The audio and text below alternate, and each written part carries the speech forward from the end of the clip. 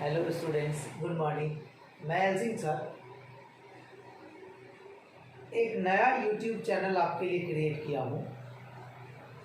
जो कुछ लोगों का डिमांड है कि सर आप ऑर्गेनिक केमिस्ट्री शुरू से जीरो लेवल से पढ़ाइए और धीरे धीरे समझा करके या फिर एक मीडियम लेवल में पढ़ाइए ताकि सारे लोगों को समझ में आ जाए।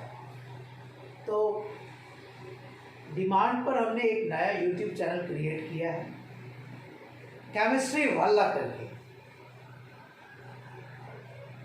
नेम है केमिस्ट्री वाला करके और मेरा नाम एलसिंग सर हुआ। Belong from Patna. मैं 11th और 12th के लिए स्पेशल उसका एनसीईआरटी कवर करते हुए जो एक सिलेबस सारों के लिए है, सीबीएसई, बिहार बोर्ड या फिर जो यूपीएससी, सारे लोगों के स्टेट के लिए एक सिलेबस को कवर करते हुए उसी के हिसाब से हम पूरे सिलेबस को कंप्लीट तरीके से आपको बताएंगे। जहां कहीं परेशानी होगी आप कमेंट करेंगे, आप क्वेश्चन पूछेंगे, हम उसका रिप्लाई बहुत जल्दी करेंगे। तो बस एक रिक्वेस्ट है आपसे कि जब आप स्टडी करें, मेरे चैनल्स पर आएँ और जब मेरे लेक्चर्स को स्टडी करें तो बारीकी से एक एक लेक्चर को देखें, आप कंप्लीट वीडियो के देखें। देखने से ही आपको और 2, 4, 5 लेक्चर तक देखें एटलीस्ट, उसके बाद आपको खुद फीलिंग आने लगेगा कि हम क्या पढ़ा रहे हैं आपको, या फिर आपको चीट कर रहे हैं या फिर आपको पढ़ा रहे हैं। मतलब आपको खुद फेल होने लगेगा, ऐसा फीलिंग्स आने लगेगा आप में भी कि ऑर्गेनिक केमिस्ट्री हम रियल में बहुत खतरनाक अंदाज में सीख रहे हैं, और ऐसा कि जो किसी ने कभी नहीं सिखाया हो सिवाय मेरे। जी हाँ, सिवाय मेरे कोई ना सिखाया हो, कोई भी नहीं। तो बस आप मेरे साथ बने रहेंगे हमेशा और अधिक से अधिक मेरे लेक्चर्स को शेयर करेंगे दोस्तों में, फेसबुक पर डालेंगे। जो भी प्रचार का जरिया है, एडवर्टीजमेंट का जरिया है, आप मेरे लेक्चर्स को वहां तक आप एडवर्टीजमेंट करेंगे ताकि ज़्यादा से ज़्यादा सब्सक्रिप्शन मिले, शेयर हो सके। तो बस हमारी यही आपसे रिक्वेस्ट है। बाकी हम अभी आपको बेसिक लेवल से बताऊंगा, ऑर्गेनिक केमिस्ट्री से इंट्रो करवाता हूं, उसका सिलेबस बताऊंगा क्या है वो बताता हूं, और देन हम छोटी छोटी बात को बेसिक से बताएंगे। वैलेंसी क्या होता है, कोवैलेंसी क्या होता है, नंबर ऑफ रेडिकल्स किसी भी कंपाउंड में कितने होते हैं, डिग्री कितने होते हैं, कितने अल्काइल ग्रुप्स पॉसिबल है, कौन सा कंपाउंड हेट्रोसाइकल है, कौन सा हेमोसाइकल है, किस कंपाउंड का unsaturation factor, index of hydrogen कितना होता है, ये सारी चीज़ों का हम डिस्कशन करेंगे। किस मेटल का वैलेंसी कितना होता है, किसी का ज़्यादा होता है, किसी का कम होता है। मेटल का वैलेंसी जिसका ज़्यादा होता है उसको कैसे रिप्रेजेंट करेंगे, जिसका कम होता है उसको कैसे रिप्रेजेंट करेंगे। 1 to 100 तक एलिमेंट का नाम विथ सिंबल, एटॉमिक नंबर कैसे याद रखेंगे, हमेशा ये सब सारी चीज़ों को हम बात करेंगे। तब हम टॉपिक्स पर आएंगे और आपको अच्छे तरीके से बताएंगे। तो आइए हम कंटिन्यू। ऑर्गेनिक केमिस्ट्री क्या है, सबसे पहली बात सुनिए। वो 9th 10th वाली स्टडी यहाँ नहीं होगी अभी कि बर्जीलियस होलर साहब ने ये बताया कि लिविंग ऑर्गेनिज्म में होता है, ये सब नहीं होगा। साइंटिस्ट पहले की बात याद है, बस इतना समझ जाना है कि organic chemistry is a young chemistry. इसका जो खोज हुई थी वो 1826 में, 1826 ईस्वी में हुआ। बहुत यंग केमिस्ट्री है, मतलब जिसको कहते हैं ना हम लोग बुलेट बाइट। तो वैसे ये भी ऑर्गेनिक, इसके बिना पॉसिबल नहीं है जिंदगी, ना रहा है, लोगों को पता नहीं था, इसीलिए ये थोड़ा पीछे रह गया। जब पता चला तो तो ऑर्गेनिक केमिस्ट्री के बारे में लोगों ने बताया, अलग अलग टाइप का साइंटिस्ट आया, लिखा, तो बताया कि organic chemistry generally found in living organism. मतलब ये जनरली लिविंग ऑर्गेनिज्म से ही आते हैं, नॉन लिविंग से नहीं। नॉन लिविंग तो इनऑर्गेनिक कंपाउंड होता है, तो लिविंग से कहाँ आया? ऑर्गेनिक। लिविंग से कौन आया? Organic compound. तो ऑर्गेनिक केमिस्ट्री में हमने बताया कि is now defined as the chemistry of carbon compounds. The terms organic was used for this branch of chemistry at a time when the most of the compound described in the branch came from living organism, most of the branch organic chemistry में जो इतना सारा बहुत सारा compound है जो generally जो है वो कहाँ से आता है? लिविंग ऑर्गेनिज्म से। बहुत सारा ऐसा एग्जांपल्स है, आगे हम लोग देखेंगे। Organic chemistry is the largest branch of chemistry, and one of the largest of all science in its factual content. It is an area of great relevance to us in our daily life. जैसे clothes हो गया, pen हो गया, plastic हो गया, bucket हो गया, agriculture का केमिकल्स हो गया, परफ्यूम हो गया, एक्सप्लोसिव हो गया, ये सारे के सारे सब्सटेंसेस क्या किसके अंदर आते हैं? ऑर्गेनिक के अंदर आते हैं। तो देखिए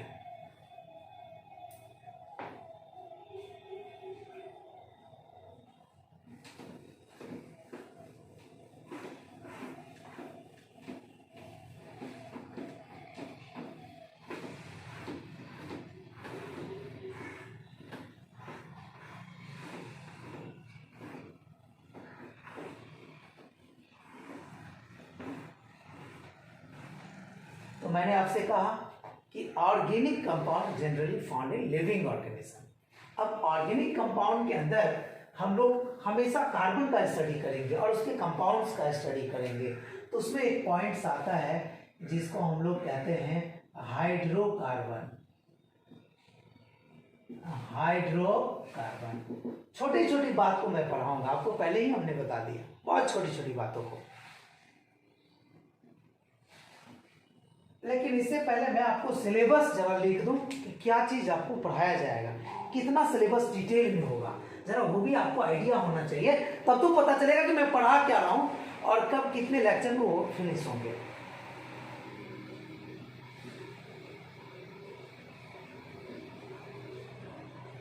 पहला होता है नोमेनक्लेचर, दूसरा होता है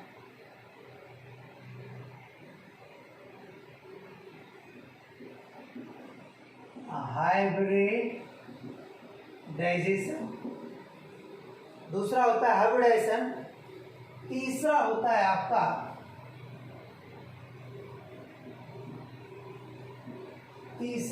आपका आइसोमेरिज्म। ये सब टॉपिक्स हैं, इनके बारे में हम लोग को स्टडी करना है। तो अभी घबराना नहीं, अभी तो सिर्फ शुरुआत हुई, इसका तो सिर्फ सिलेबस लिखा रहा है, जानकारी मिल रहा है कि कितने सिलेबस को स्टडी करना है हम लोग को।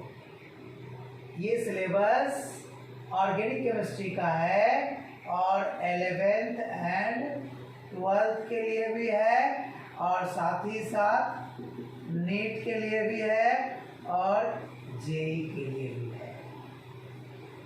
नहीं समझ गए? और 2021 नहीं तो जरा देखिए, या फिर आगे भी ऐसा चलता रहेगा। इसके लिए ये वैकेंट छोड़ देते हैं हम, आता रहेगा चलता रहेगा। आइसोमेरिज्म, रेजोनेंस होता है, फिर आपका एरोमेटिसिटी होता है,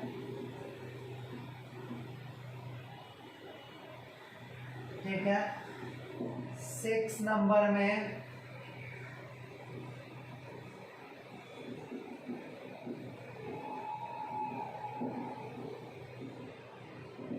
सब्स्टिट्यूएंट्स इफेक्ट होता है। 7 नंबर में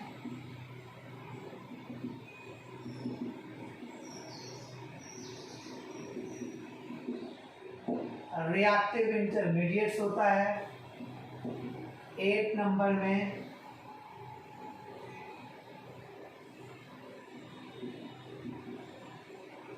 एसिड एंड बेस होता है। 9 नंबर में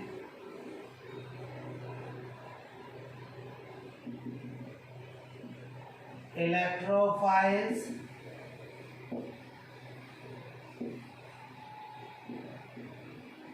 nucleophiles, ambient electrophiles and ambient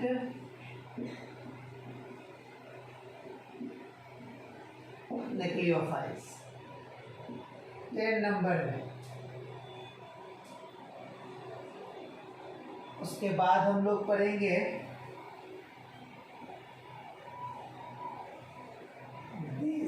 city order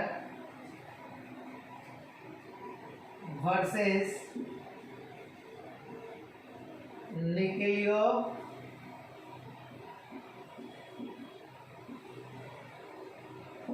felicity order. ठीक है, फिर 11 नंबर में हम लोग पढ़ेंगे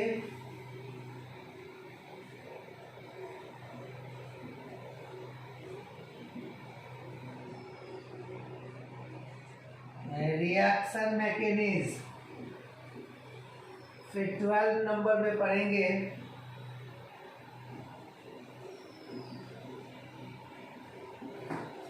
types of reaction.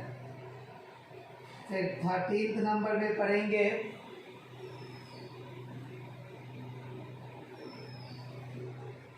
Benzene. 14 number में पढ़ेंगे अल्केन। 15 नंबर में पढ़ेंगे अल्कीन। 16 नंबर में पढ़ेंगे अल्काइन। 17 इसमें पढ़ेंगे अल्काइल हैलाइड एंड हाइड्रोएल्केन। 18 नंबर में पढ़ेंगे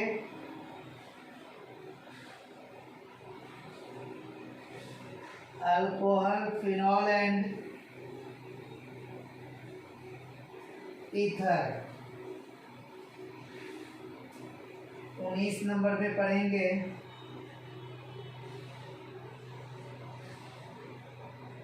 एल्डिहाइड, कीटोन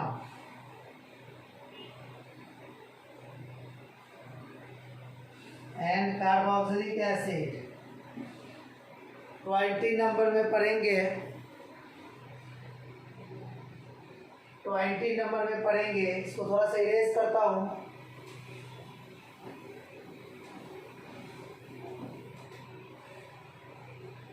ट्वेंटी नंबर में पढ़ेंगे एमीन्स। 21 में पढ़ेंगे पॉलीमर्स। 22 में पढ़ेंगे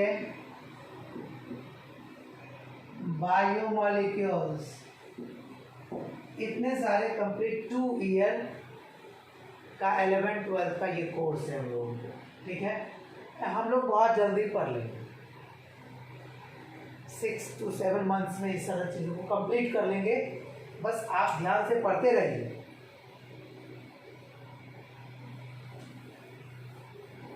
तो अभी जो मैं आपसे बताने जा रहा हूँ वो बेसिक्स।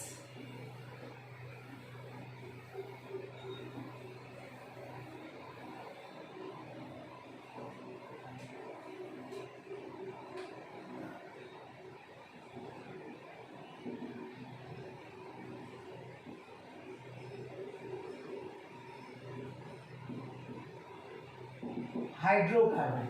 इसके नाम से ही देखिए क्लियर होता है, हाइड्रोजन एंड कार्बन। ये ऐसे कंपाउंड होंगे, कंपाउंड्स हैविंग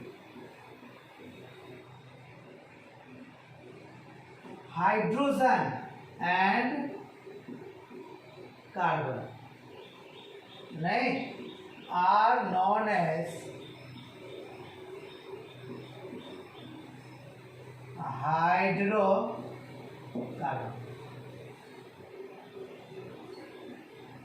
नहीं, ये कंपाउंड्स ऐसे होंगे जिनके पास सिर्फ हाइड्रोजन और कार्बन ही होगा, तब उसका नाम होगा हाइड्रोकार्बन। क्या नाम होगा उसका? हाइड्रोकार्बन। इसका एग्जाम्पल जैसे मीथेन हो गया, CH4 हो गया, नहीं, फिर से इथेन हो गया, C2H6 हो गया, इसी तरीके से प्रोपेन हो गया, C3H8 हो गया, इसी तरीके से बेंजीन हो गया, C6H6 हो गया, etc।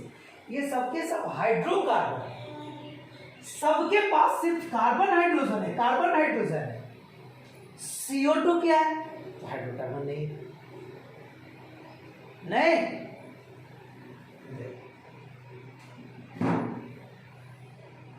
इनके भी टाइप्स हैं, types of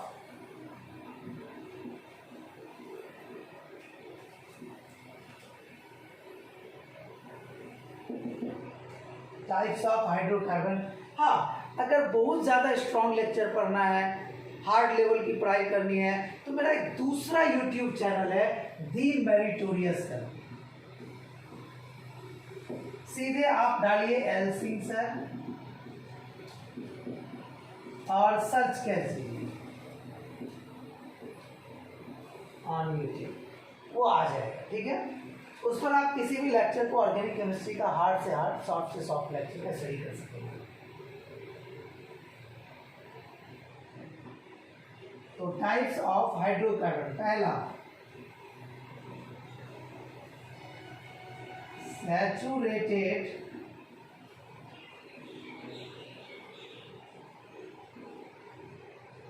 hydrocarbon,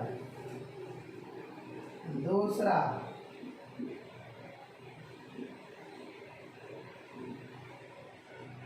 unsaturated hydrocarbon,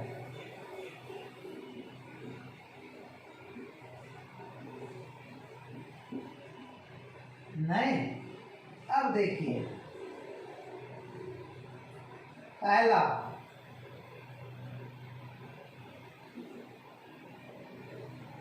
saturated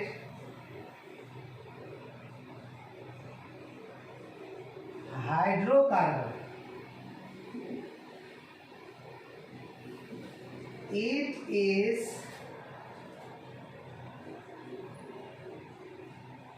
also known as alkane and paraffins। Saturated को क्या कहा गया है? एल्केन और पैराफिन्स। ये नेम है, इसी का दूसरा नेमिंग है। सैचुरेटेड हाइड्रोकार्बन का नेम है, अल्केन कहते हैं, या इसी को कहते हैं पैराफिन्स कहते हैं। अब ये तीनों का एक ही जैसा मीनिंग होता है। सैचुरेटेड हाइड्रोकार्बन का मतलब होगा जो हाइड्रोजन कार्बन तो होगा, लेकिन वहां कंप्लीट सिंगल बॉन्डेड होगा, और कंप्लीट सिंगल बॉन्ड होगा तो हमारा सैचुरेटेड हाइड्रोकार्बन होगा। क्लियर हो गया? हाइड्रोकार्बन का दो टाइप्स होता है, एक सैचुरेटेड और दूसरा अनसैचुरेटेड। और सैचुरेटेड का क्या मतलब होता है? तो वैसा हाइड्रोकार्बन कंपाउंड जो कंप्लीट सिंगल बॉन्ड रखता हो, डबल और ट्रिपल नहीं रखता हो, उसको कह देंगे सैचुरेटेड हाइड्रोकार्बन। उसका क्या जनरल मॉलिक्यूलर फॉर्मूला होता है? तो CnH2n + 2।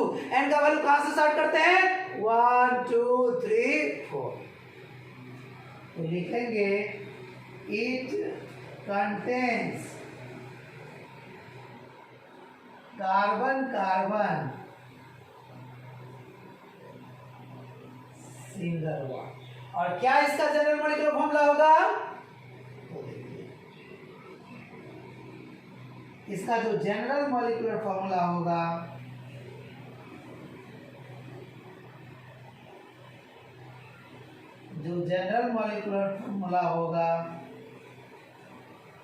GMF वो होगा CnH2n+2, n का वैल्यू 1 to समझ गए? तो ये आपका सैचुरेटेड हाइड्रोकार्बन है। चैलेंज है, इस YouTube से अच्छा, मेरा अपना चैनल से अच्छा ऑर्गेनिक केमिस्ट्री का YouTube पर दूसरा कोई चैनल नहीं होगा। अब वेट कीजिए, 5 लेक्चर तक पढ़िए आप, फिर आप मेरे से मिलिए, फिर आप मेरे से बात कीजिए, मेरे कॉन्टैक्ट पर कॉल कीजिए। अगर अच्छा नहीं हुआ तो फिर मैं पढ़ाना छोड़ दूंगा। एकदम चैलेंज है। आप देखिए, मेरे ऑर्गेनिक केमिस्ट्री से अच्छा किसी का नहीं होगा। मैं सिखा ना दिया, खोपड़ी में डाल ना दिया, तो फिर मेरा नाम है सिंह सर नहीं। जी हाँ, बस आप रेगुलर बने रहिए मेरे साथ।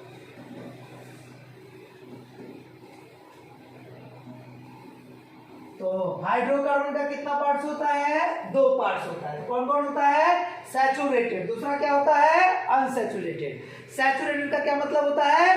कार्बन कार्बन के पास कैसा बॉन्ड होना चाहिए? सिंगल बॉन्ड होना चाहिए। In between carbon carbon single bond होता है, उसको कहते हैं सैचुरेटेड। इसका दूसरा तीसरा नाम क्या है? अल्केन कहते हैं और पैराफिन्स कहते हैं। क्लास नेम में हम लोग अल्केन यूज करेंगे, समझ गए? जैसे स्टडी करेंगे तो वहां अल्केन के नाम से ही मिलेगा, ये पैराफिन्स और सैचुरेटेड के नाम से नहीं मिलेगा।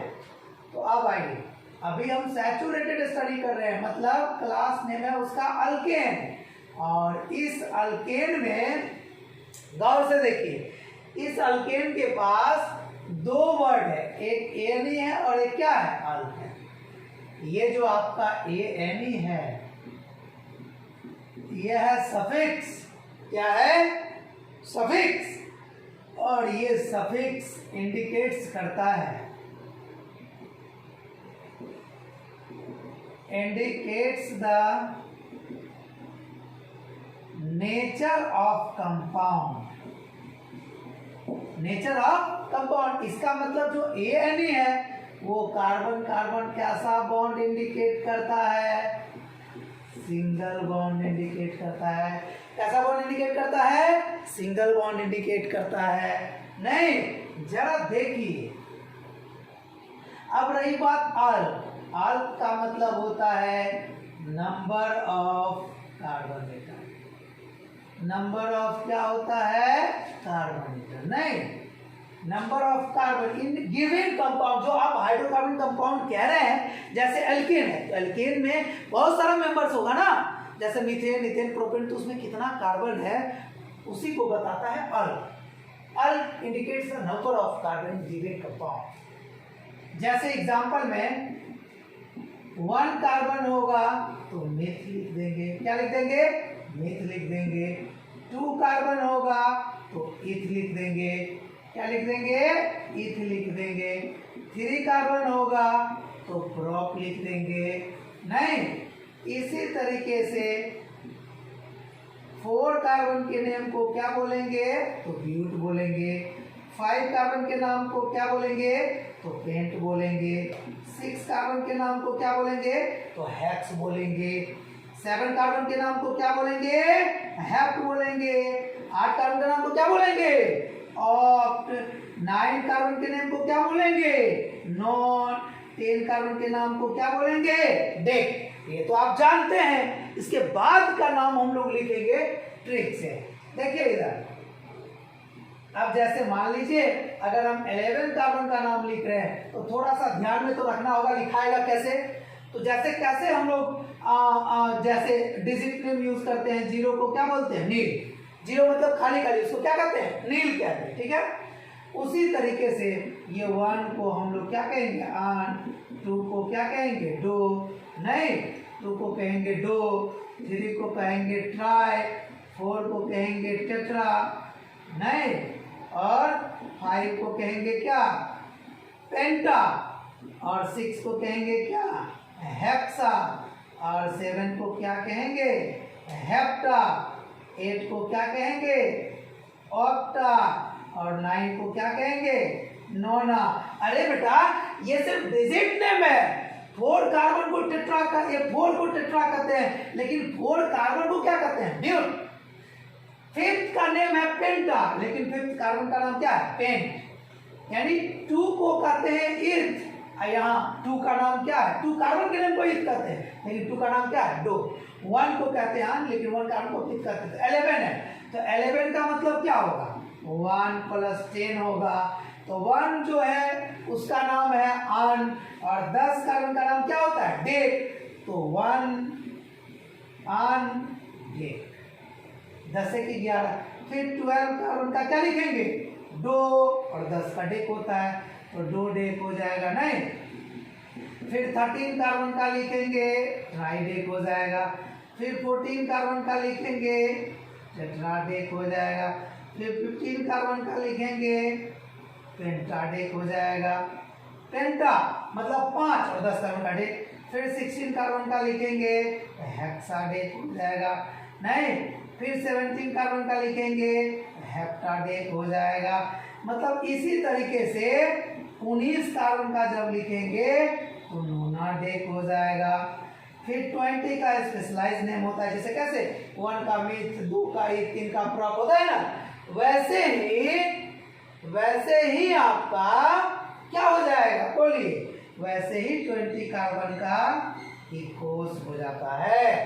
क्या हो जाता है, इकोस हो जाता है। अब फिर अगर हम 21 का लिखना चाहेंगे तो जरा देखिए, अगर 21 का लिखना चाहेंगे तो 20 का तो नाम जान रहे इकोस होता है, और 21 का लिखेंगे तो अनइकोस हो जाएगा। क्या हो जाएगा बेटा, 20 का इकोस, और 1 का होता है तो अनइकोस हो जाएगा। फिर 22 का दो इकोस हो जाएगा। क्या हो जाएगा बुआ, दो इकोस हो जाएगा, नहीं। अब देखिए ना, एक ही बार 29 कार्बन का क्या हो जाएगा, नोना इकोस हो जाएगा, नहीं। फिर इसी तरीके से 30 का स्पेशलाइज नेम होता है, जैसे 20 का इकोस हुआ ना, उसी तरीके से 30 कार्बन का होता है ट्रायाकॉन। ट्रायाकॉन्टाइन, ये नहीं लगेगा, जैसे मीथेन, प्रोपेन, प्रोपाइन, ब्यूटेन, इसी तरीके से। अब 31 का क्या लिखेंगे, तो आन अट्रायाकॉन, नहीं समझे, अनट्रायाकॉन। फिर इसी तरीके से 39 का हो जाएगा, नहीं। 40 का हो जाएगा, 40 कार्बन का हो जाएगा टेट्राकॉन। फिर इसी तरीके से हो जाएगा 50 कार्बन का, नहीं, पेंटाकॉन, नहीं। फिर इसी तरीके से 60 कार्बन का हेक्साकॉन, नहीं। फिर इसी तरीके से 90 कार्बन का नोनाकॉन। फिर इसी तरीके से 100 कार्बन का हेक्ट होता है। तो चैलेंज है ना कि एल्सिंग सर सिखा देगा, पक्का सिखा देगा। तो बना रहे सिर्फ मेरे साथ, इतना खतरनाक अंदाज में सिखाऊंगा कि फिर तो दूसरे से पढ़ना तो बिल्कुल भूल जाना होगा। तो अल्केन का एनी सफिक्स होता है, उसका मतलब सिंगल बॉन्ड होता है, और अर्थ का मतलब नंबर ऑफ कार्बन ये होता है। नेक्स्ट डे हम लोग बात करेंगे कि इसका क्या सफिक्स कैसे यूज करेंगे, क्या फॉर्मूला होता है, अल्केन का कितने कंपाउंड होता है, अल्कीन में कौन कौन सा होता है, आइसो एल्केन क्या होता है, नियो एल्केन क्या होता है, नॉर्मल एल्केन क्या होता है, ये सारी चीज़ों की हम लोग अगले दिन बात करेंगे। तो स्टूडेंट्स थैंक यू। मेरा नाम एल्सिंग सर है। मैं एक नया यूट्यूब चैनल क्रिएट किया हूँ जो सिर्फ 11th 12th यानी सबके लिए है, लेकिन थोड़ा सा धीरे धीरे लोगों ने कहा कि सर थोड़ा स्लोली पढ़ाइए, एक दूसरा ऐप बनाइए, उस पर स्लो पढ़ाइए, धीरे धीरे पढ़ाइए, ताकि हम लोगों को ज़्यादा समझ में आए। तो मैंने स्टार्ट किया धीरे धीरे पढ़ाना, और बेसिक से तो बिल्कुल यहाँ पढ़ा रहा हूँ। और आप बस बने रहिए और मेरे चैनल को अधिक से अधिक लोगों में सब्सक्राइब करवाइए, शेयर करवाइए। Thank you so much.